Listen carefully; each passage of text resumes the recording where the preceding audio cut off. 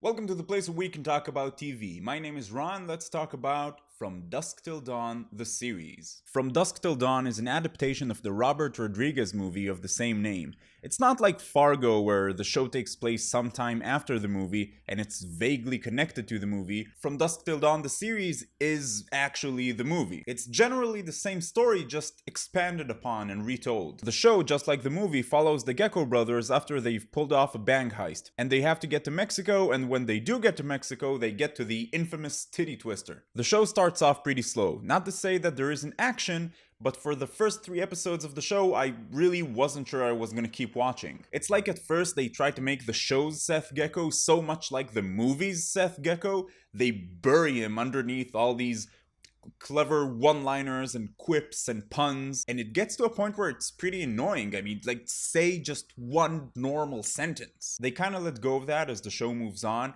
but every once in a while it's like one of the writers just thought he was so clever that he had to throw in like this string of one-liners even though they make no sense. But it seems like at some point the show realizes that the Gecko brothers can be their own characters and they don't have to be cheap knockoffs of the movie version, and then it gets better. Around episode 4 or 5, the show really picks up and becomes a lot of fun. There's nothing you can take seriously in the show, and you're not supposed to. Every time there's a scene with a bit of serious dialogue or one of the flashbacks that tell you a little bit more about the characters, it's extremely cheesy, and usually it gives a nod to like a classic movie or the original movie. For example, there's a scene where Richie says that next thing you know, you're face down in a pool reading your own narration, which is a reference to Sunset Boulevard. And there are plenty of those planted throughout the show. I personally like that sort of thing, but if you don't, you'll probably be rolling your eyes half the time. The story in the show is pretty simple and easy to follow. You can safely do other things while watching this, and you probably won't miss anything.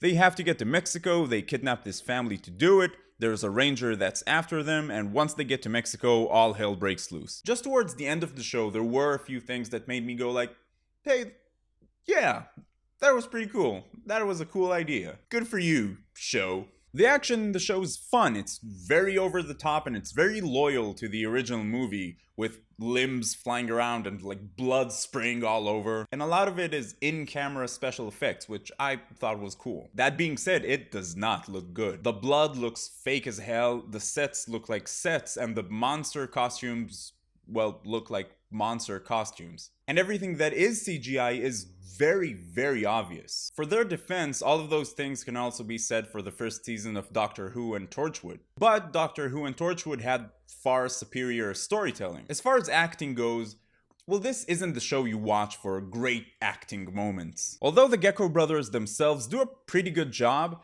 there's not a lot of subtlety. If someone's angry, then he will make his angry face while the camera slowly zooms in.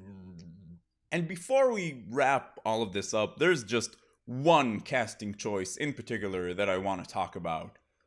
Fez. He played a pretty effective villain, I guess. I mean, he was okay. He was just as ridiculous as everyone else. But it was Fez. It took me a while to get over the fact that, well, it's Fez. He was better than Foreman was as Venom, but still. Anyway, I'm not sure why, but this show got extra points with me for Fez. Bottom line, should you watch it? Well, yeah, why not? It's stupid fun, it doesn't take itself too seriously, it's short, 10 episodes, 45 minutes each, and it does have some pretty cool scenes and some cool ideas towards the end. If you like the movie, you'll probably enjoy this. I actually watched it as a palate cleanser after Peaky Blinders, which was good but heavy. I needed something fun and light. By the way, the show was renewed for season 2 by the El Rey Network, which I'm totally down for. So all in all, this show surprised me. I was expecting it to be very bad, and well, it is bad, but it's bad in a good way. I had fun with it. So have you watched or are you watching From Dusk Till Dawn, the series? I'd love to know what you think about it, and if you have any suggestion for which show I should review next, please leave them in the comments below as well, and subscribe to the channel so we could talk about TV some more. Keep binging, and I will see you next time.